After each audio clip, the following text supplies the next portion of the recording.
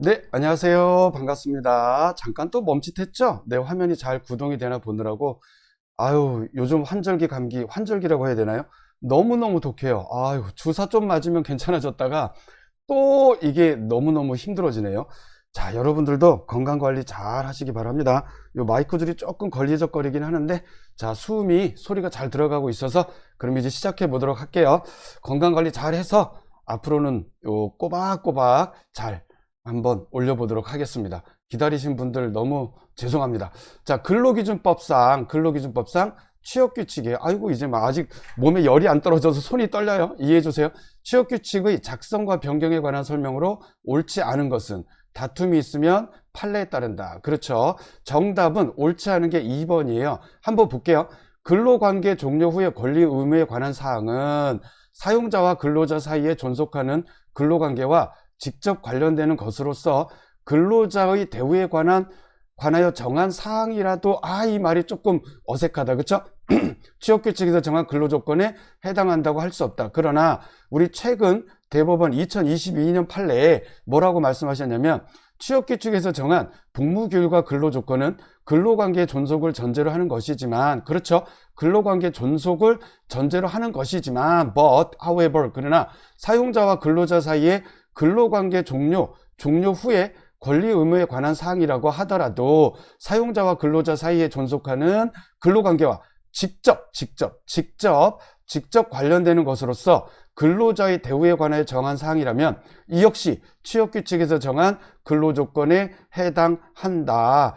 자, 요거는 우리가 이제 2차 준비할 때는 요 관련된 판례 가지고 굉장히 꼼꼼하게, 잠깐만요. 옆에 거울이 있는데 자꾸 내 얼굴이 보여가지고 어색해서 판례 가지고 꼼꼼하게 쟁점을 짚으면서 설명을 드리는데, 일단 우리 1차 위주니까 요 문구 그대로 잘 외우시기 바랍니다. 사용자와 근로자 사이에 존속하는 근로관계와 직접 관련되는 것으로서, 이게 핵심 문구죠. 오케이. 그리고 이 역시 취업규칙에서 정한 근로조건에 해당한다. 좋습니다. 그 다음에 1번은 옳은 지문이죠. 취업규칙에서 정한 기준에 미달하는 근로조건을 정한 근로계약은 그 부분에 관하여는 무효로 한다. 그렇죠. 그 다음 3번, 취업규칙의 작성 변경에 관한 권한은 원칙적으로 누구한테 있어요? 사용자에게 있다. 그렇죠? 사용자가 일단 일방적으로 만들 수 있잖아요. 그 다음에 4번, 취업규칙은 원칙적으로 객관적인 의미에 따라 해석하여야 하고, 좋다. 문구. 문헌의 객관적 의미를 벗어나는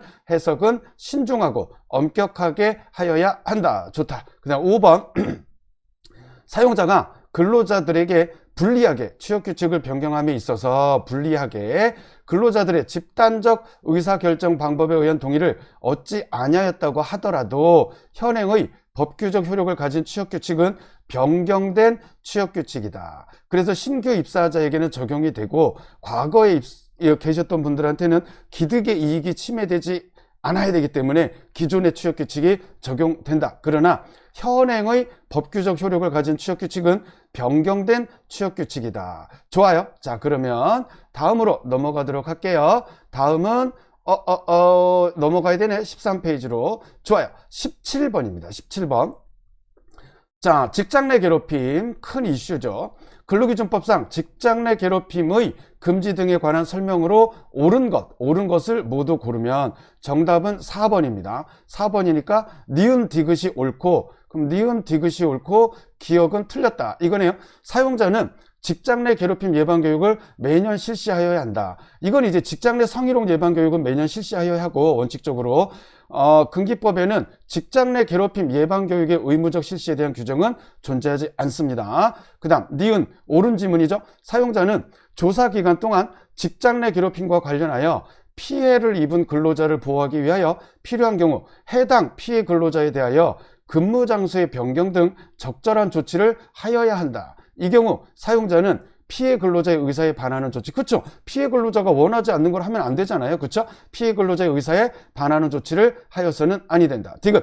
사용자는 조사 결과 직장 내 괴롭힘 발생 사실이 확인된 때에는 피해 근로자가 요청하면 즉 괴롭힘 발생 사실이 확인된 때에 피해 근로자가 요청하면 배치 전환, 유급휴가 명령 등 적절한 조치를 하여야 한다. 많이 봤던 문구들이죠. 우리 근기법 조문에 나와 있습니다. 좋아요. 그러면 다음 18번으로 갈게요.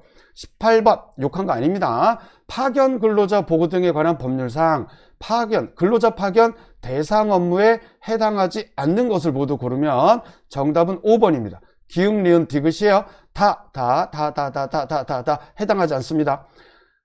건설공사에서 이루어지는 업무, 그 다음 선원법상 선원의 업무, 그리고 물류정책기본법상 하역 업무인데 직업안정법에 따라 근로자 공급사업 허가를 받은 지역의 업무. 오케이, 좋습니다. 이렇게 하고 넘어갈게요. 그 다음 이제 19번인데 19번은 잠시만요.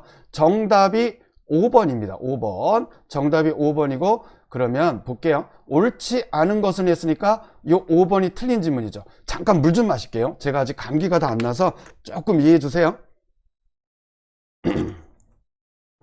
목소리도 좀 이쁘지 않잖아요. 네, 좀 이해해 주시기 바랍니다. 파견 사업주, 우리 파견 근로자 관계는 어떤 관계인지 아시죠? 이렇게 글씨가 안 이쁘네. 네, 이렇게 파견 사업주가 있고 여기에 사용 사업주가 있어요.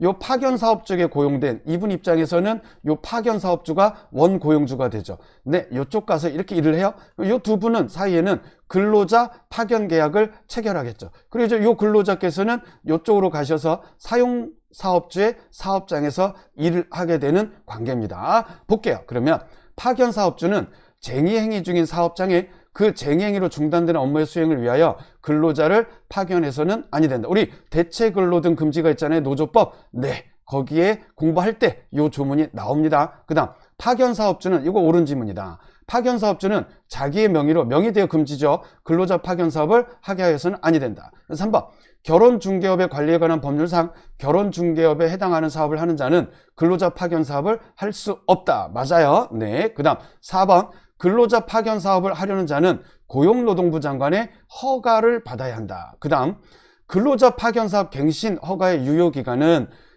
그 갱신 전 허가의 유효기간이 끝나는 날부터 기산하여 2년으로 한다. 야, 그런데 이거 뭐가 틀렸을까요? 그렇죠. 우리 보세요. 자, 허가의 유효기간 등 근로자 파견 사업의 허가의 유효기간은 3년으로 한다. 아, 그러네. 3년으로 한다. 유효기간이 끝난 후 계속하여 근로자 파견 사업을 하려는 자는 고용노동부령으로 정하는 바에 따라 갱신 허가를 받아야 한다. 우리 이제 파견법 10조 이렇게 나와 있습니다. 그 다음에 갱신 허가 유효기간은 갱신 전에 허가의 유효기간이 끝나는 날에 다음 날부터 기산해서 몇 년? 3년으로 한답니다. 아시겠죠? 오케이, 좋습니다. 자, 그러면 20번 문제로 넘어갈게요. 자, 20번 문제는 기간제 및 단시간 근로자 보호 등에 관한 법률, 기단법이죠, 우리. 자, 잠깐 히터 좀 틀게요. 왜 춥지 했더니 히터를 안 틀고 했어. 기간제 및 지금 아침 8시 반이에요. 오늘 12월 5일 아침 8시 반입니다. 기간제 및 단시간 근로자 보호 등에 관한 법률에 관한 설명으로 옳은 것을 모두 고른 것은 정답은 5번입니다. 옳은 거예요. 그럼 5번이니까 요 기역, 니은, 디귿, 리을이 모두 다 옳은 지문이 되겠네요. 여기 보시면 법조문이 다 나와 있습니다. 기단법 조문들이에요. 근로자가 학업, 직업훈련 등을 이수함에 따라 그 이수에 필요한 기간을 정한 경우 2년을 초과하여 사용할 수 있다. 기간제 근로자로. 그 다음 고령자 고용촉진법상 고령자와 근로계약을 체결하는 경우 2년을 초과하여 기간제 근로자로 사용할 수 있다. 맞죠? 그 다음 국가 및 지방자치단체 기관에 대하여는 상시 사용하는 근로자 수와 관계없이, 그렇죠, 국가 및 지방자치단체 기관에 대하여는 상시 사용하는 근로자 수가 몇 명이냐와 관계없이 이 법을, 기단법을 적용한다. 그 다음 리을, 휴직, 파견 등으로 결혼이 발생하여 해당 근로자가 복귀할 때까지 그 업무를 대신할 필요가 있는 경우 휴직, 파견 등으로 결혼이 발생해서 그런 경우 2년을 초과하여 기간제 근로자로 사용할 수 있더라. 우리 법조문이에요. 그 다음 넘어갑니다. 자, 21번은 잠깐만요. 이쪽에서 넘어가야 되겠다. 21번은 자, 21번은 정답이 몇 번이냐면 3번입니다. 3번. 그런데 문제가 뭐였을까요? 옳지 않은 것은이에요. 그러면 3번이 요게 틀린 거네요. 그렇죠? 자, 기간제 및 단시간 근로자 보호 등에 관한 법률상 기간제 근로자 차별적 처우의 시정에 관한 설명으로 옳지 않은 것은 이렇게 차별적 처우 시정이네요. 시정.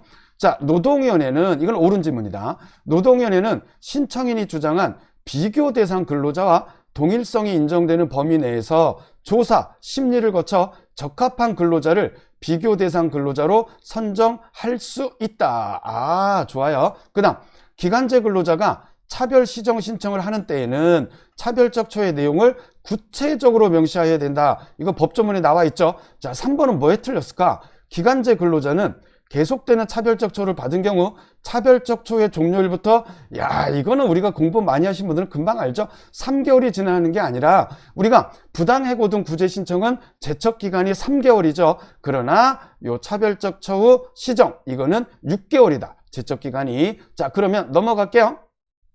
볼게요. 요 계속되는 차별적 처우는 그 종료일부터 6개월이다.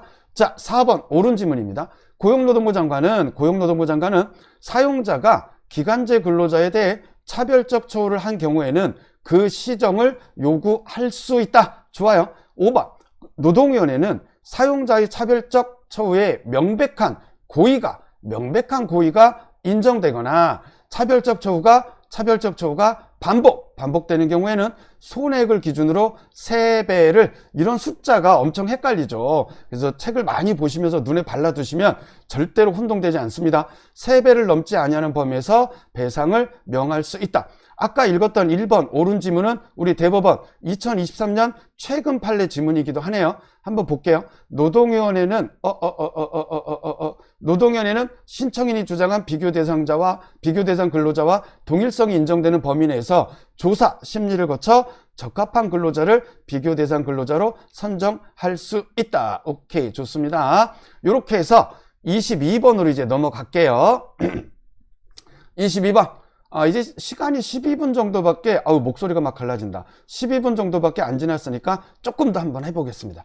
기간제 및 단시간 근로자 보호 등에 관한 법률상 사용자가 기간제 근로자와 근로계약을 체결하는 때 기단법상 사용자가 기간제 근로자와 근로계약을 체결하는 때 서면으로 명시해야 하는 거. 아이고 어렵다. 모두 고르면 자 4번이 정답입니다. 4번.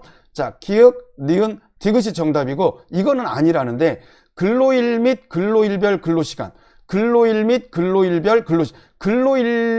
근로시간이 나왔으니까 요거는 단시간 근로시간이 나왔으니까 단시간 근로자. 오케이, 이렇게 외워두시면 좋겠습니다. 휴일, 휴가에 관한 사항, 그렇죠. 근로시간, 휴게에 관한 사항, 그 다음 취업의 장소와 종사하여야 할 업무에 관한 사항. 이런 것들은 당연히 뭐로 명시해요? 서면으로 명시해야 한다. 자, 그 다음 넘어갈게요. 23번 보기 5번까지만 나와 있고 옳지 않은 것이네요. 남녀고용평등과 일가정양립지원에 관한 법률, 우리가 남녀고평법, 남녀고용평등법 이렇게 부르잖아요. 자, 그러면 옳지 않은 것인데 정답은 과연 몇 번일까요?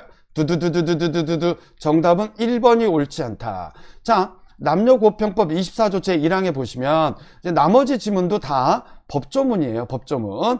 명예고용평등감독관이라는 그 24조가 있는데 고용노동부 장관은 사업장의 남녀고용평등 이행을 촉진하기 위하여 그 사업장 소속 근로자 중 노사가 추천하는 사람을 명예감독관이라고 하는데 위촉할 수 있다. 재량 규정이네요. 자, 그런데 문제에서 뭐라고 나와 있냐면 볼게요. 위촉하여야 한다 이렇게 돼 있으니까 여기서 확실하게 틀렸다. 그죠? 그래서 1번 틀렸다. 2번 사업주가 동일가치 노동의 기준을 정할 때에는 노사협의회 근로자를 대표하는 위원회 의견을 들어 무슨 협의회? 노사협의회 근로자를 대표하는 위원회 의견을 들어야 한다. 오케이, 좋아요. 옳은 지문. 그 다음 3번도 4번도 5번도 옳은 지문입니다. 사업주가 가족 돌봄을 위한 근로시간 단축을 허용하는 경우 단축 후 근로시간은 주당 15시간 이상이어야 하고 30시간을 넘어서는 아니 된다. 4번 사업주는 근로자가 인공수정 등 난임 치료를 받기 위하여 휴가를 청구하는 경우에 연간 3일 이내 휴가를 주어야 하며 이 경우 최초 1일은 유급으로 한다. 유급, 무급이 아니고 최초 1일은. 그 다음 사업주는 55세 이상의 근로자에게 은퇴를 준비하기 위한 근로시간 단축을 허용한 경우에 그 근로자가 단축된 근로시간 외에 연장 근로를 명시적으로 청구하면 주 12시간 이내 연장 근로를 시킬 수 있다. 주 12시간 이내. 요거 어디서 많이 봤던 숫자죠. 자, 그러면 그 다음 질문으로 넘어갈게요. 그 다음 문제로 24번. 자, 24번. 남녀 고용 평등과 일가정 양립 지원에 관한 법률 3 가로 안에 이제 법조문이잖아요. 그쵸? 그래서 정답은 몇 번이냐? 4번이다. 4번. 볼게요. 요 법조문 한번 한번 영상 잠깐 멈추시고 참조하시도록 하시고요. 4번. 사업주는 근로자가 배우자의 출산을 이유로 휴가를 청구하는 경우에 10일의 휴가를 주어야 한다. 그 다음 요거 이제 요 문제가 출제됐을 때의 법조문이고, 우리가 이제 1차 준비하다 보면 개정법이 나가잖아요. 그쵸? 그 다음 배우자 출산 휴가는 배우자가 출산한 날부터 90일이 지나면 청구할 수 없다. 그 다음 가족 돌봄 휴직 기간은 연간 최장 90일로 한다. 좋아요. 자, 그 다음에 일단은 작년도 기출이기 때문에 올해 기출이기 때문에 올해 요거에 맞게끔 하고요. 여러분들이 이제 1차 문제 해설 강의라든가 그 다음에 그걸 보게 될 때 뭘 보게 되냐면 기초 이론 강의 보게 되시면 그 추록을 가지고 설명하기도 합니다. 자, 그러면 여기까지 하고요. 여기까지 하고 우리 영상 시간을 잠깐 멈추도록 하겠습니다. 감사합니다.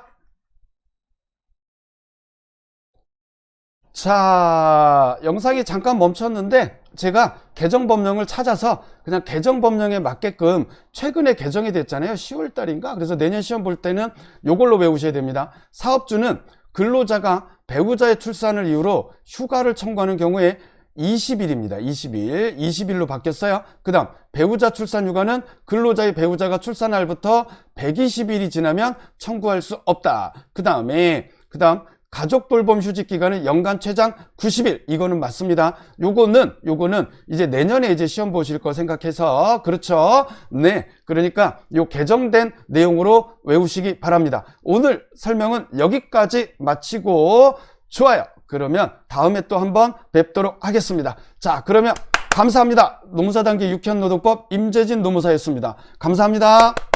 화이팅! 아이고 시작됐네요. 이거 제가 영상을 다시 펴서 요거 붙여서 편집할 건데, 제가 요거 23번 설명할 때도 최근 개정된 내용을 말씀을 안 드려서 기존에 있었던 문제 해설만 보고 이제 설명하느라고 제가 바뀐 거를 확인을 못했어요. 죄송합니다.